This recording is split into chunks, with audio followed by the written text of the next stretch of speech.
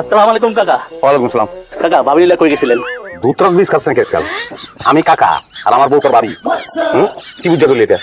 Mind করেন না কাকা, এত সুন্দর মেয়ে যদি থাকে তাহলে কেমনি কাকি কই কোন হিসাবে তো আমার ছোট বোন করা যায়। ক চাষিরে ছোট বোন ক, চাচারে দুলাভাই ক, বাপের ভাই চাচারে দুলাভাই ক, ফাজিলের বাচ্চা।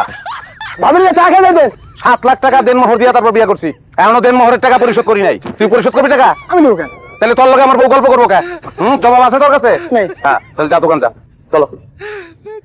ভাই আপনি বিয়ে করে আমি সেলাম করে জানালেন না ভাই? তুই এদিকে বলছিস? ভাবি দেখতেছি কি সুন্দর, বাহ পুরো পুরিল্লা হান্নায় বিয়ে করছেন ভাই। তুই এদিকে আমার দিকে সে যে একটা পরি, এটা আমি দেখে শুনে বিয়া করে আনছি, তোর প্রশংসা করা লাগবে না। এদিকটা না ভাই, বলতে চাইতেছি যে গ্রামের সুন্দর সুন্দর মায়েরা আপনারা বিয়ে করে আনাইতেছেন। হ্যাঁ, এটা আমরা কোনো মাইয়া পাই না যে আমরা বিয়ে করবো, এটা আমার কপাল শুনো না। তোরা বই রয়েছিস লিগা বিয়া কর। কেমন করবো? বাপে তো মানা করে।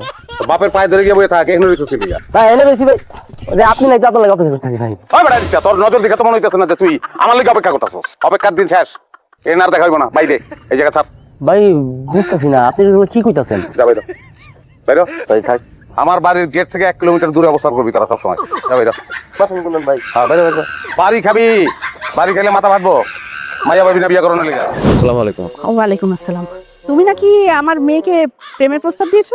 সে তো অনেক আগে পরে প্রেমও করেছি, এখন আপনি রাজি থাকলে বিয়েটা করতে চাই। তো তোমার ম্যাট্রিক কত সনে? আমার 1996।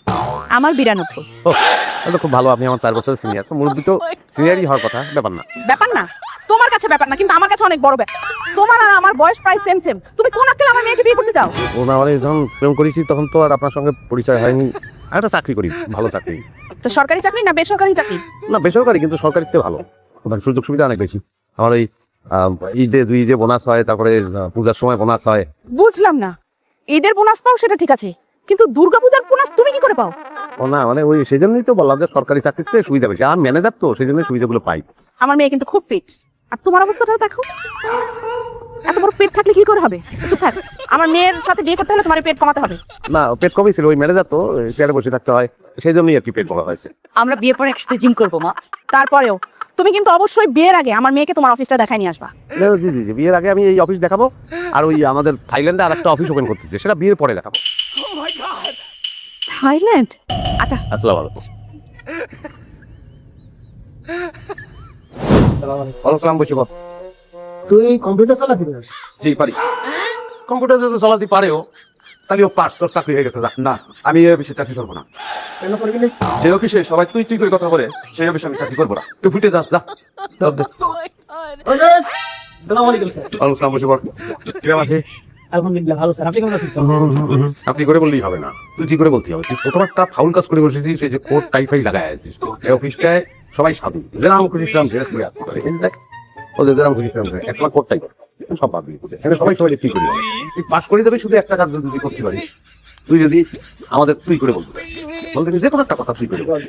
আরে আমার চাকরিটা খুব দরকার, আর আমার চাকরিটা দিয়ে দে। পাস করে গেছিস তুই, যা। কাগজপত্র জমা দিয়ে দে। আচ্ছা তুই বেল্ট বাঁধিছিস কোমরে, এই প্যান্ট কি তোর নিজের না তোর বড় ভাই না তোর বাবার? স্যার আমার পেন এত বড় বাড়ি করে সেজন্য ফেলে আসছি। হ্যাঁ বলেছি প্রশ্ন করতে পারবো না, ঠিকই বুঝে ফেলেছি। প্যান্ট হচ্ছে বড় ভাই, এই ওটা দেখে কি মনে হচ্ছে? ওটাকে দেখে অফিসার মনে হচ্ছে? আধুনিক যুগের অফিসার।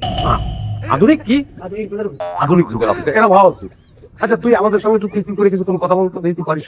তুই আমাদের প্রশ্ন কর, যে কোনো প্রশ্ন কর। আমার বেতন দিবি কত স্যার? এই হচ্ছে তো, আমার তো মেলা বেতন দেওয়ার দরকার। ওরে কত কি তুই তুই কেমন তুমি লাভ দিবি?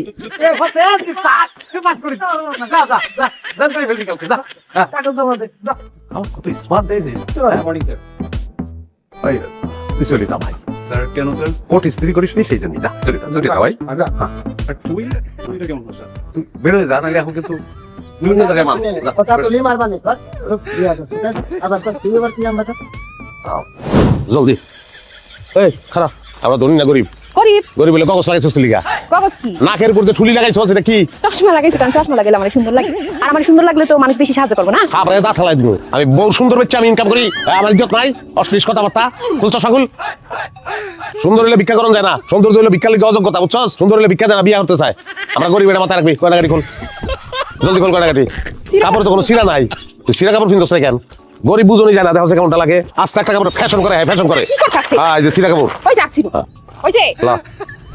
আমার পক্ষ থেকে আমার মেয়ে এখন আপনাদের কাপড় বিতরণ করবে, আপনারা তার জন্য দোয়া করবে। স্যার দয়া করে আমাকে আগে দেন স্যার, আমরা বেশি গরিব স্যার। ঘরে লুঙ্গি ফিনতারি নাই, যে লুঙ্গিটা দেখতেছেন না, এটা আওলাদ করে আনছি। এই যে গেঞ্জি আওলাদ করে আনছি, গামছা আওলাদ করে আনছি, আমার বউটার আওলাদ করে, আমি আমার বউটার যে শাড়িটা ফিনছি এটা আওলাদ করে আনছি। এই যে শাড়িটা দেখুন। আপা গো কষ্টের কথা কি কমু, মাইয়া মানুষ তো মাইয়া কষ্ট বুঝবে। চিরাচারি পড়ে করি আপা। একটা শাড়ি আমার মা আর আমার বউ ভাগ করে ফিনতে খাইতারি না। ঘরে মা আছে, মায়ের খাওয়ান দিতে পারি না ঠিক মতন। বাবা ওনাদের তো অনেক খারাপ অবস্থা। বেশি গরিব আমরা, কথা কথা বেশি গরিব আমরা। শুধু কাপড় দিলে তোদের সমাধান হবে না। কাজ করো, তুমি 10,000 টাকা সেটা রাখো, কাটতে হবে না, কাটতে হবে না। এক কাজ করো না বাবা, ওনাদের সব দিয়ে দাও, শাড়ি লুঙ্গি যা আছে দিয়ে দাও না। দিয়ে দে। আপা আপা আপনি সবগুলো নিয়ে নেন। না আবার দিতেছে শব্দ।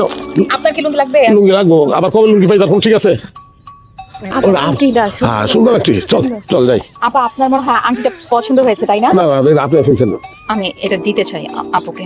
দিয়ে দে। Thank you. আমরা যাইতেলে এসো। আপা ভালো থাকো। আমার এই ডায়মন্ডের রিংটা তো খুব ভালো লাগতেছে। এটা কিন্তু তুই আমার লেগে পাইছস। তোমার অনেক ধন্যবাদ। নাউজুবিল্লাহ, আস্তাগফিরুল্লাহ। বমি এসব কি শুরু করছস তুই? দাদা নিজেরই তো বউ, মানুষের বউ। তোরে আমি কি কইছি আর তুই কি কইতাছ? ডাক্তার সাহেবের সামনে গিয়া এই রকমের মিথ্যা কথা কইলি, একটাও তো সত্য না। আরেকজন মিথ্যা কইছে, এই নিয়ে হেরাগ লাগছে কে? আপনি কি ভালো মানুষ নি? আপনিও তো মিথ্যা কথা কইছেন। আপনার টাকা পয়সা কম আছে, গেছেন লুঙ্গি আনতে। এই যে পানির সিটা দিয়ে চুলের গুতা লইতেছেন, বাদ যান। আর 2000 টাকা দেন, কাপড় ঢিলে যান।